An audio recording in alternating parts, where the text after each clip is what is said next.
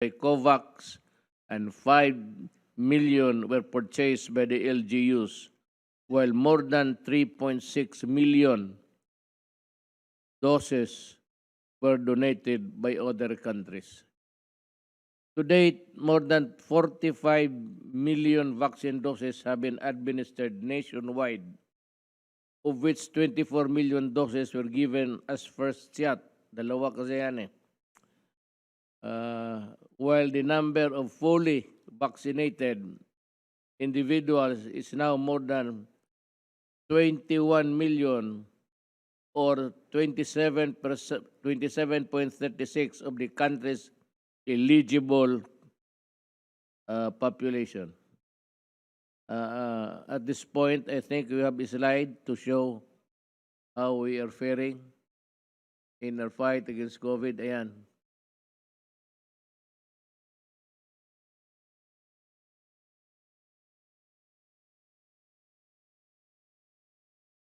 Okay. Good. Thank you. This September, we administered 12 million doses.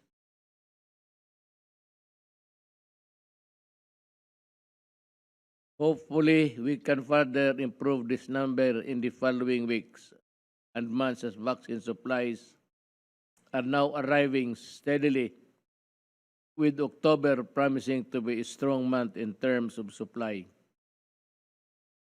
The national government aims to administer 10 to 15 million doses by October and bring the total number of fully vaccinated individuals to about 25 to 26 million. Indeed, the administration of the first and second shots of the vaccines have steadily improved in many regions as well as key cities throughout the country. Thanks to the collaboration of our national government, our LGUs, local government units, as well as other partners and stakeholders. More than 7 million residents, or 72% of the NCR's target population, is now fully vaccinated, while almost 86% have received at least one shot of the COVID-19 vaccine. Meron pa na iwan na hindi pa na, ewan ko kung bakit, that they have to have their bakuna. May bakuna naman, sana magpabakuna na talaga. Meanwhile, major cities in Luzon, Visayas, and Mindanao have breached the 35% mark in terms of fully vaccinated individuals, and several have almost reached 50%. The percentage of partially vaccinated individuals in various regions follow closely, and we hope that this will increase in the coming weeks and months ahead.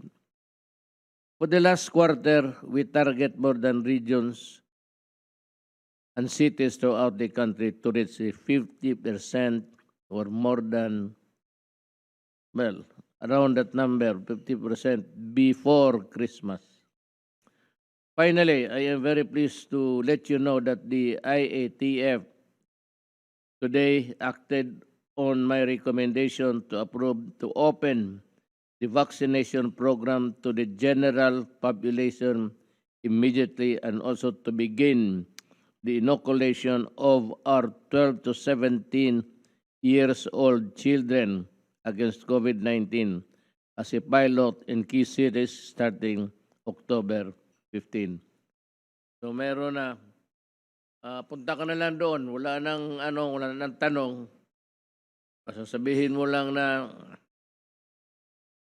gusto mo pang 10 na shot, mamamatay ka niyan. Sigurado yan.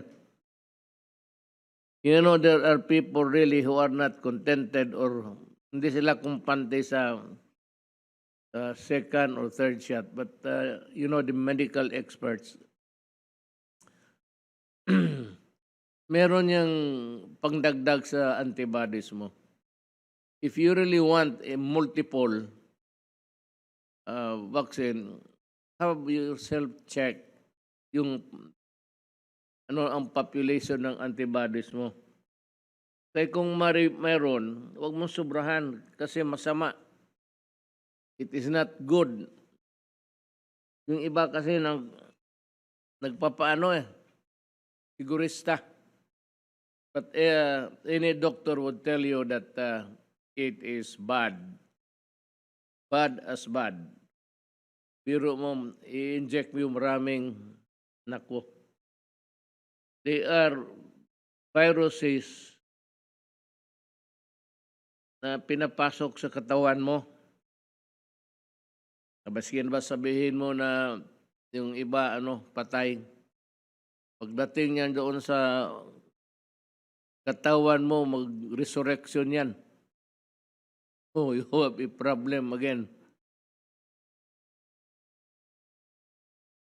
Yung pangalawa pa, check out the vaccinations that are being done daily. At baka magsali ka na doon sa second shot mo para kumpleto na. Tama na yung 2 doses. Huwag ninyong sobrahan. Delikado. At alam mo,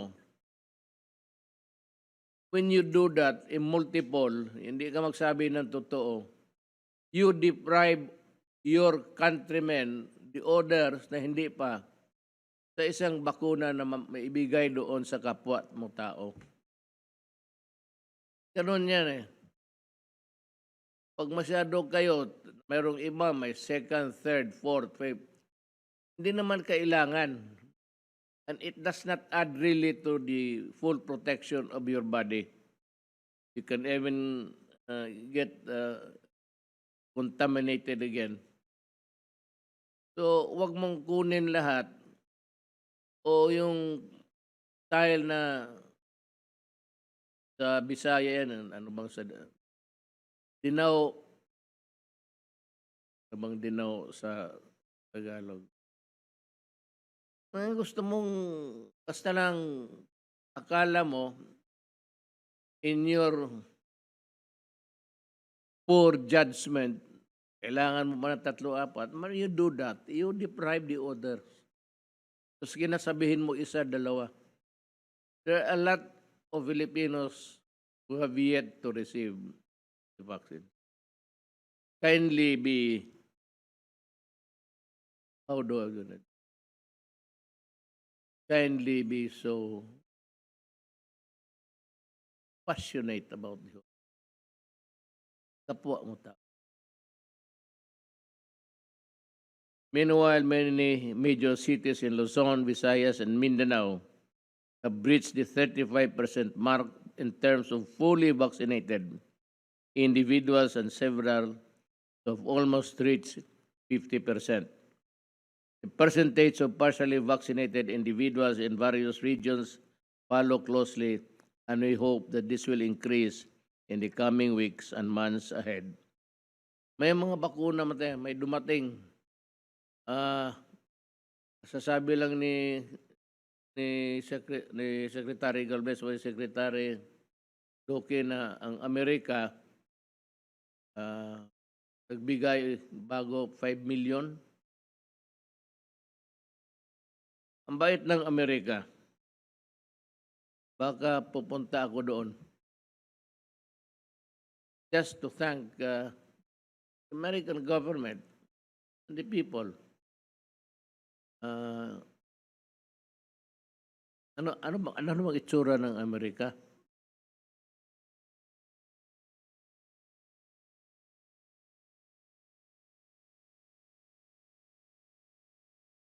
Finally, I'm very pleased to let you know that alam mo, ganito yan. Dito sa quarantine, yung 14 days, kay doktor ako galing sa Amerika.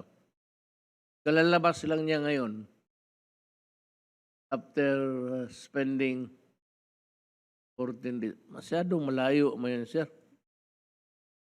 Uh,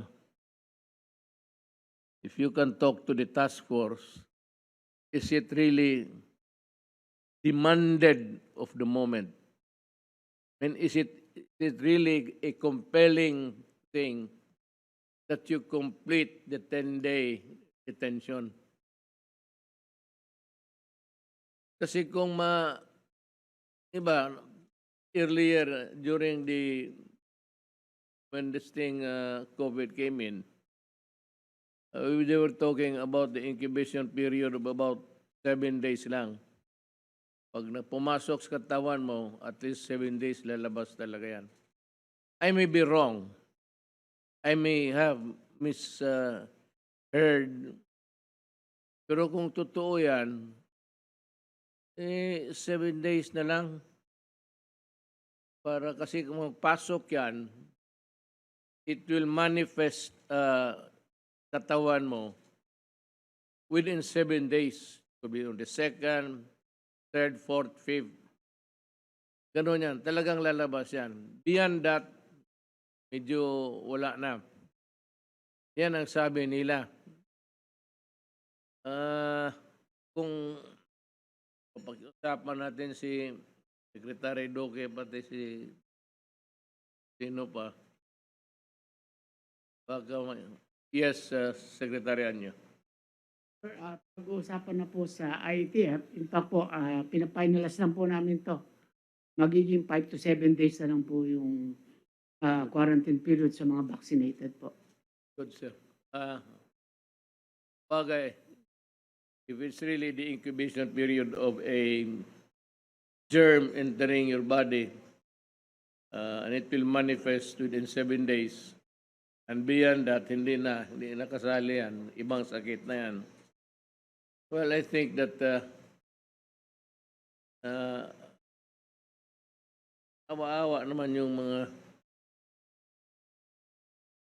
naawa ako sa kababayan natin, ang mga OFW. Pati yung utang natin kasi yung mga hotel na ginagamit natin maganda. Manila Hotel, Diamond Hotel. Hindi ito basta-basta. Kung gusto mo makatikim ng magandang hotel na ganon, magpahawa ka lang. Mamili ka ng hotel gusto mo. O kung bata ka, hindi ka man dalawa kayo ng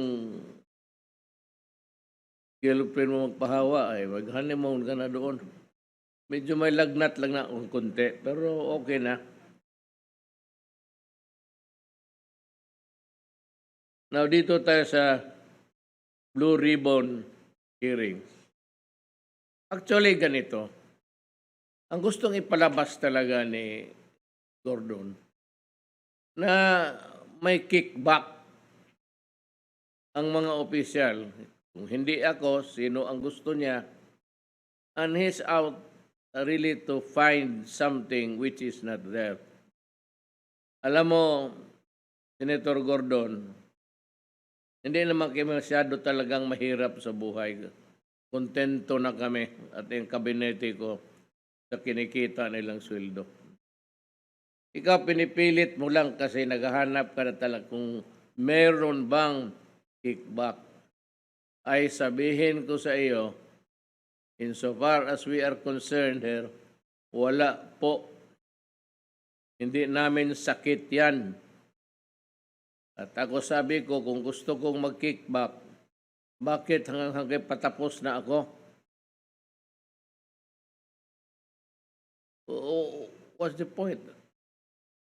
I have been mayor for 23 years. Di inumpisahan ko na sana. Di may mansyon na sana ako kagaya ninyo. Ayan man ang totoo. Bakit ako magsikripisyo ng 23 years kung mayroon man talagang pera na makukuha mo? Di ba? Ngayon, ikaw, ang problema mo ganito.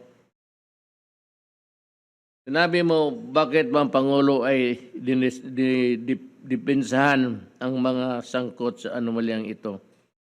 Why does he lower his dignity? Bakit hindi magtanong ang Pangulo si Leon Silaw? Yun no, ganun lang yan. Pakunwari lang. But actually, kami ang tinatarget mo, si Doke, si yung si Secretary Galvez. Sus Mario Josep. Ikaw yung may totoo. What has come out in your investigation is that meron kang dinispalko na 86 million out of the 146 na hiniram ninyo, 86% ang kinuha mo, o 86 billion. Yan ang totoo kasi natalo ka sa COA, nag-appeal ka, natalo ka, umabot ka ng Supreme Court, ngayon natalo ka, and the judgment is final and executory. Wala ka nang magawa dyan, kundi bayaran isauli mo ang pera, Dick Gordon. Return the money. Itong investigasyon mo wala pa. Ang totoo dito ang lumabas, sabi ng COA na walang korupsyon, walang overprice, at delivered lahat. Ano pa ang gusto mo? Sige kakalka, naghahanap ka. Kasi gusto mo sigurong nasa TV ka araw-araw. Libre kasi ang exposure. Mga kababayan ko, kung ito si Gordon, sa katagal na nito sa Senado, ganon pa rin ang pinapakita niya.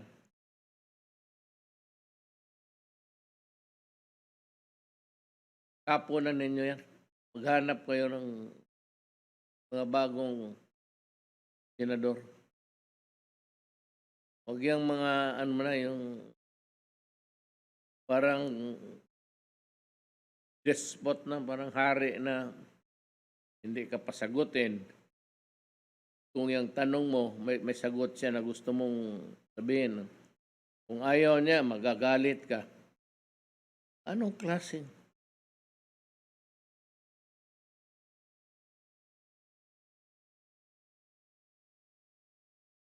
May, yung ano mo is, may sinabi ka na anti-democratic. At ito, you will suffer itong statement mo. Sabi mo, kami ang nagpapatagal sa... Sabi ko nga, durugin mo na. Parmalin o lahat yung ano diyan, wala kaming pakialam at hindi namin dinipinsahan. Kaya lang, every time you call, tinawag mo si Duque na naman, Secretary Duque kanina, hindi naman ninyo tinanong. You know, I want the cabinet members to focus on COVID-19. It is a pandemic. And it has spread throughout the country, and in other parts like Davao, Cagayan, Cebu, malaki pa ang trabaho natin. And alam mo, pinapatawag mo for nothing and for how many days, para kang sino na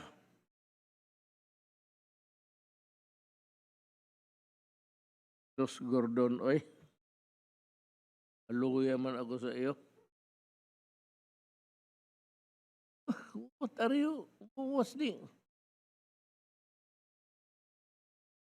Wala ka mang nakuha hanggang ngayon. Na walang corruption. Lumalabas to yung baho mo. Ikaw ang may kailangan ngayon. As a matter of fact, we will be filing a case against you for malversation. Not as a senator. Dinikit mo yung PDAF mo dyan sa red, anak ng witing ka. At gidrawing mo yung muka mo. Ang muka mo na dyan, lahat nakaplastar. That is a cheap propaganda.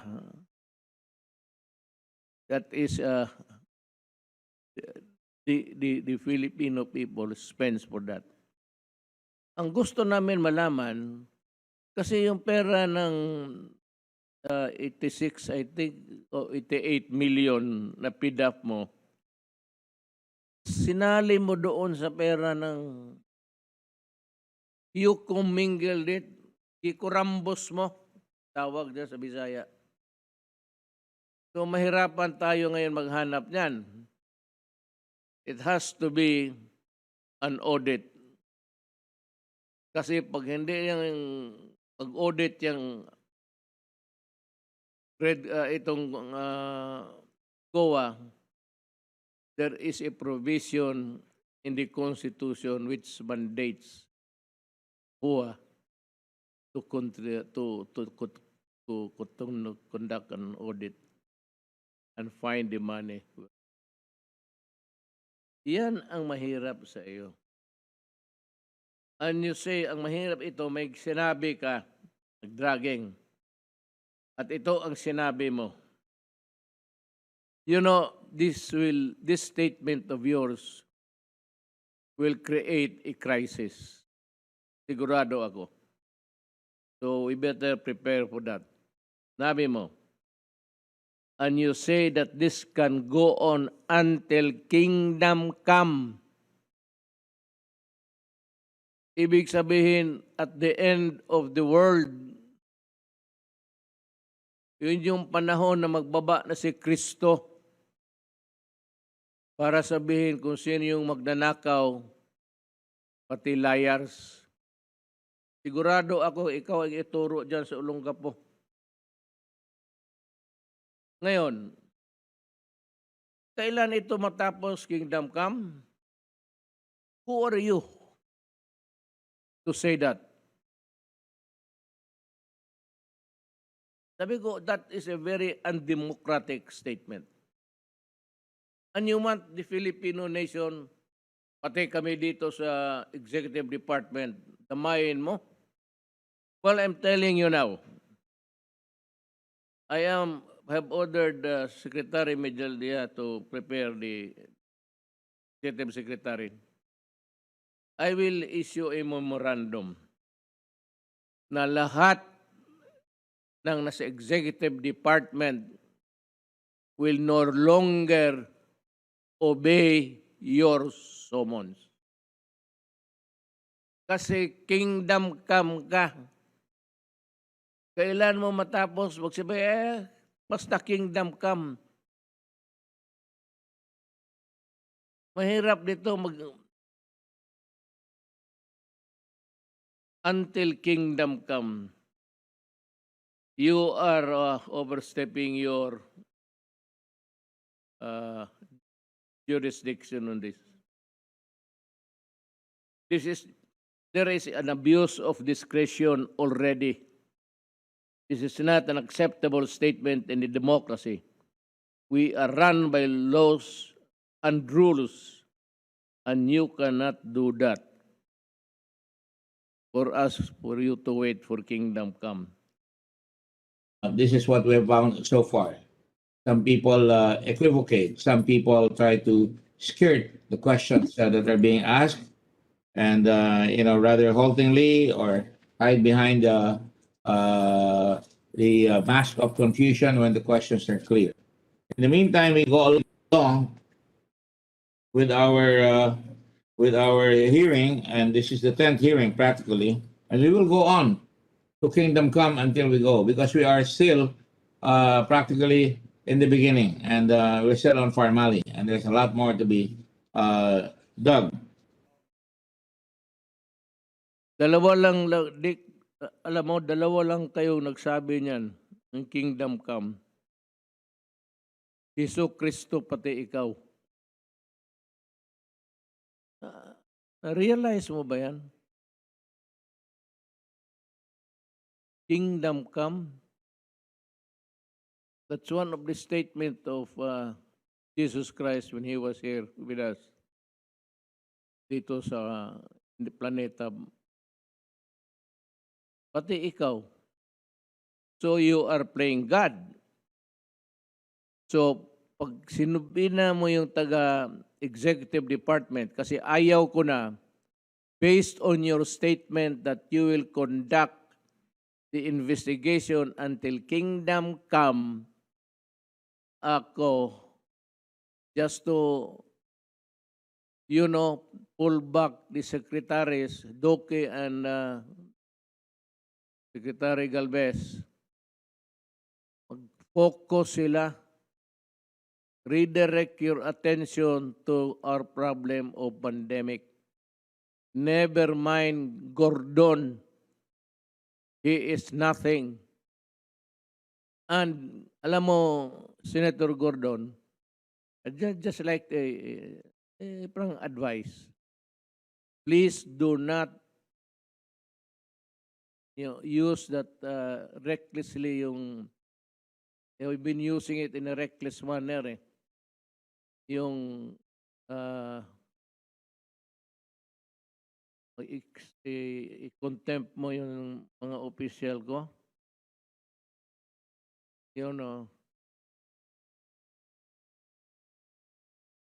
The procedure there is yung methodology is you will order the automatic the sergeant at arms to arrest the persons refusing to heed your summon, subpoena. So, hulihin niya ng sergeant at arms. I said that you have gone out of bounds amounting to lack of jurisdiction. So, sabihin ko sa sergeant at arms ngayon, do not ever attempt to arrest anybody. Kasi ikaw ang arestuhin ko. Ngayon, you will order the police and the military to help the sheriff. Ako naman as Commander-in-Chief of all uniformed personnel of government, I am ordering the police and the military and everybody to stay out of this trouble. Huwag kayong sumali, huwag kayong sumunod kasi may crisis na tayo. There will be a time maybe which I am just afraid that you will have to intervene. Pero wag muna ngayon because it's just a brewing.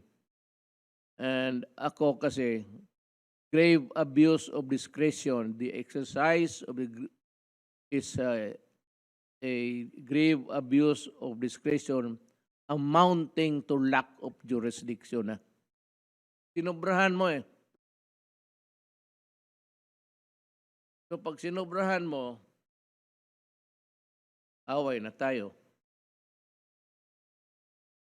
Na mag-order ka ng sergeant at arms mo, sino man kasama niya, isa lang man yan. So you will order the police. So I'm ordering the police not to obey you. You may resort to using the military. And sabihin ko sa military, stay out.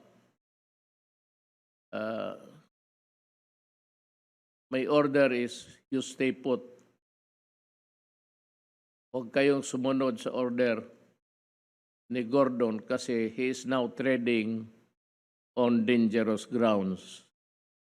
Itong kanyang hearing is an exercise of grave abuse of discretion amounting to already of lack of jurisdiction.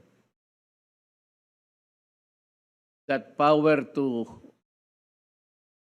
compel people to be there does not include abuse, does not include despotic ways, does not include like making a very reckless but deliberate statement, which is an affront to the Constitution when you say, I will conduct the investigation until kingdom come.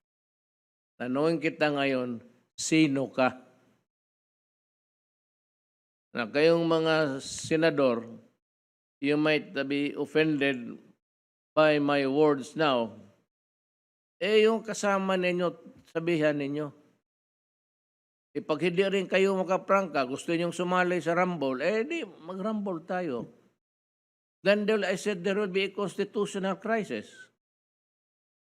So I'm ordering the military and the police to, as their commander-in-chief.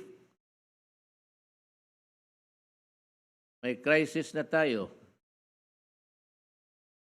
Ikaw ang bahala. Wala na, marami sanang points dito na di pa sa'yo. Harry Roque is now with us, and he can give us the finer points of law about your behavior dyan sa Senate. Harry, you can have the floor. Magandang gabi, Mayor, at magandang gabi po sa lahat ng ating mga kababayan. Unang-una po, tama po mga sinabi ninyo. Isa po sa bagong probisyon ng ating saligang batas yung tinatawag na certiorari power ng ating hukuman. May mga political questions po tayo at ito po yung mga questions na sangayon sa saligang batas ay kinakailangan marisolbahan ng iba't ibang mga sangay ng gobyerno. Pero kapag nagkaroon po ng grave abuse of discretion, pag nagkaroon ng capriciousness, pag nagkaroon ng wantonness, yan po ay po pwedeng mapawalang bisa. Dahil bagamat meron po tayong kanya-kanya mga puder sa iba't ibang sangay ng gobyerno, dapat po ito ay ginagawa natin in good faith and it must be done within the bounds of jurisdiction. So, tama po ang sinasabi ninyo. Bagamat may kapangyarihan pong Senado na mag-conduct ng investigations in aid of legislation, isa po siyempre sa limitasyon is that it must be in aid of legislation, bagamat we concede that because of the plenary power of Congress, it is Congress ultimately that will decide what is in aid of legislation. Pero ang exception po dyan is if they act with grave abuse of discretion amounting to lack of jurisdiction. At sa tingin ko po, yung sinabi ni Senator Gordon that he will conduct the hearing till kingdom come, knowing na ang mga nagpa-participate po sa hearing ay ang mga kaparehong mga kalihim na in charge po sa COVID response ng ating bansa. Ang DOH Secretary, ang Vaccine SAR, ang Testing SAR, ayan po ay tantamount already to grave abuse of discretion. Hindi naman po pwede na bilang presidente na kapag na ang inyong katungkulan ay pagpapatupad ng batas, hindi po pwede magkaroon ng paralysis sa sangay ng gobyerno na nagbibigay serbisyo sa panahon ng COVID. Ang IATF po pinamumunuan ng Secretary ng Department of Health. Yung ating solution po sa pandemya ng mga bakuna, pinamumunuan po ni Secretary Galvez at siyempre po yung importanteng gawain pagdating po sa ating PDITR, sa detection ng testing, ay pinamumunuan po ni Secretary Vince Dizon.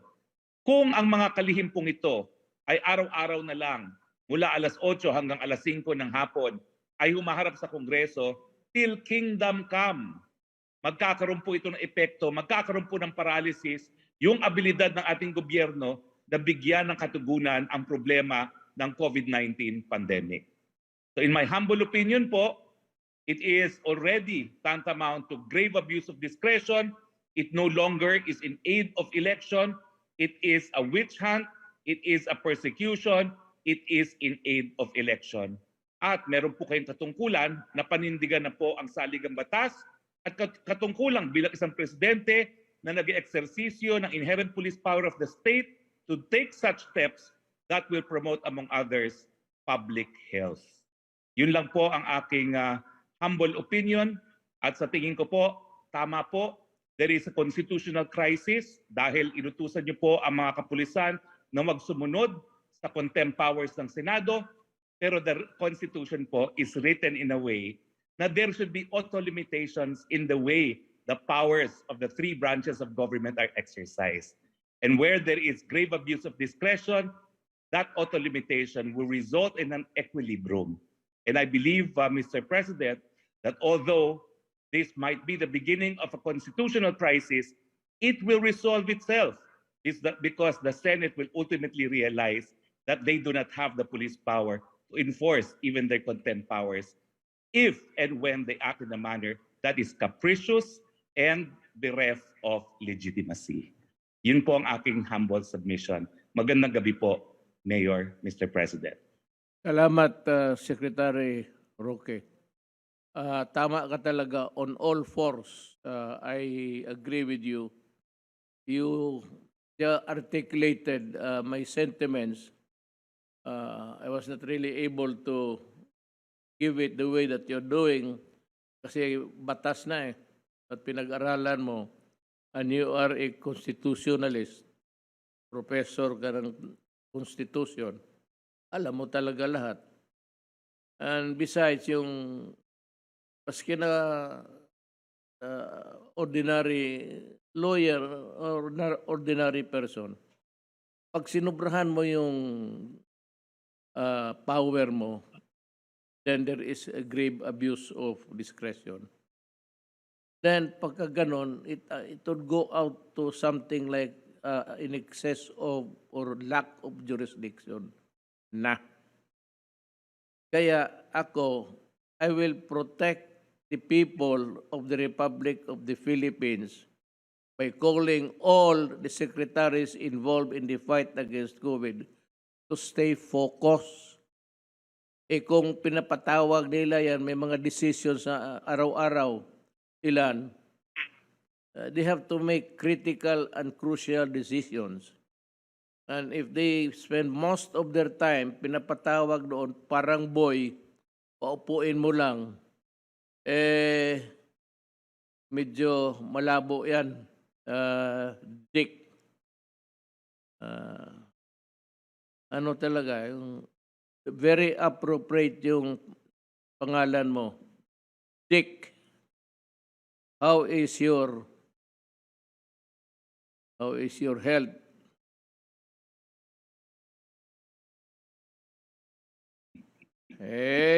Umpisahan mo ng di ba, first nang sinabi ko noon na huwag mag-testify, sabi ko, but kayong natawag na, especially si General, si Secretary Lorenzana, Secretary Galvez, and Secretary Duque, huwag naman masyadong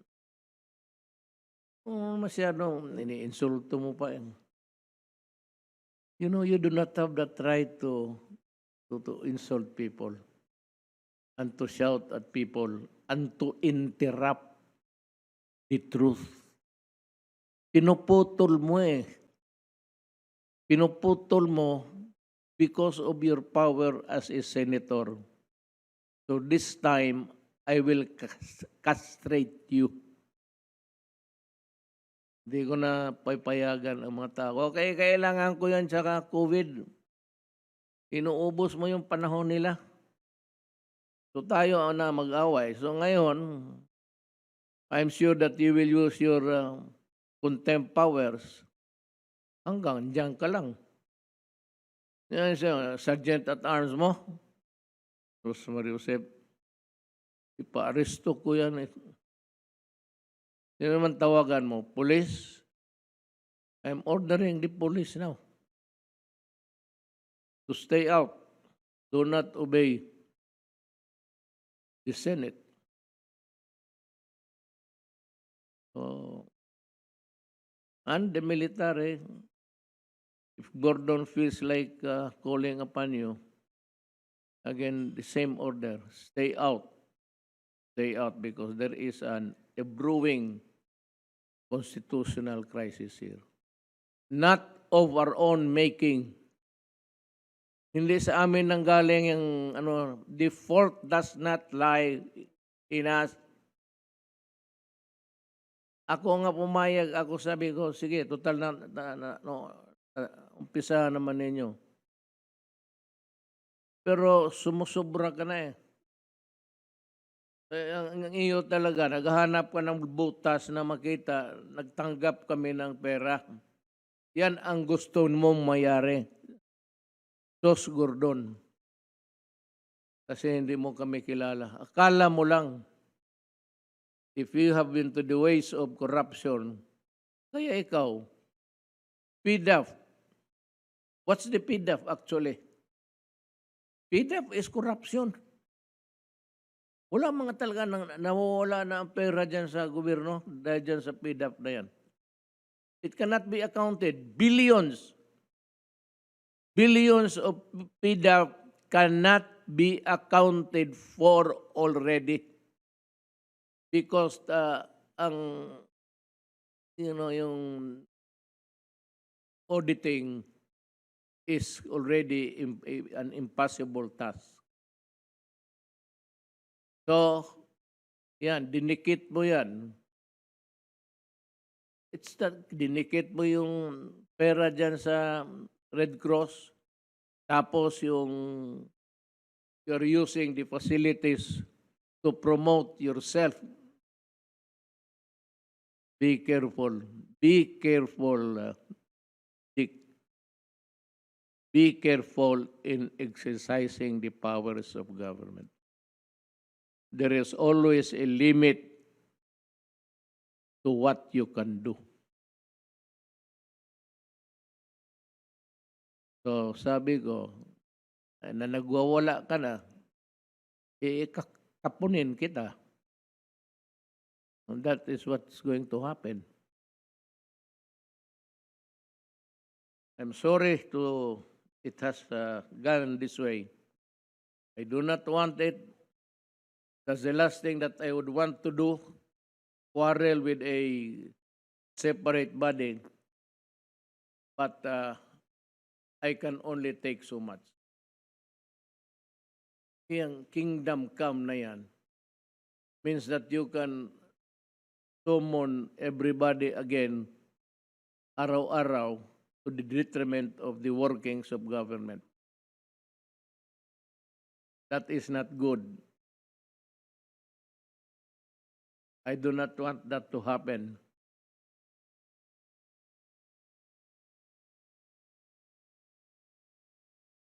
But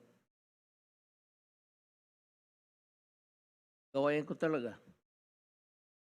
So yung ito, Dick, yung positive, yung false positive ng RT-PCR test conducted by PRC, I have learned that out of the PSG personnel, whereby 187 out of 213 tested positive in the PCR Manila laboratory, yet tested negative in their confirmatory test. If you have 187 positives in the PSG, it would mean that 3 or 4 personnel or individual that you need also to put to test or put in quarantine as contact traced individuals. Maubos ang tao ko sa kung yung lahat na dumaan mag-anak ng. This is not acceptable, Dick. I do not want my PSG to be placed in jeopardy. So, yun lang, Dick. Tulog ka na. And prepare tomorrow. Because tomorrow, you will be one of those impotent by your making an impotent worker of government. Hindi mo kasi naintindihan yung senador eh. Ang highfalutin titles. We are all workers of government. Remember that. So, iwanan na kita dyan, Dick.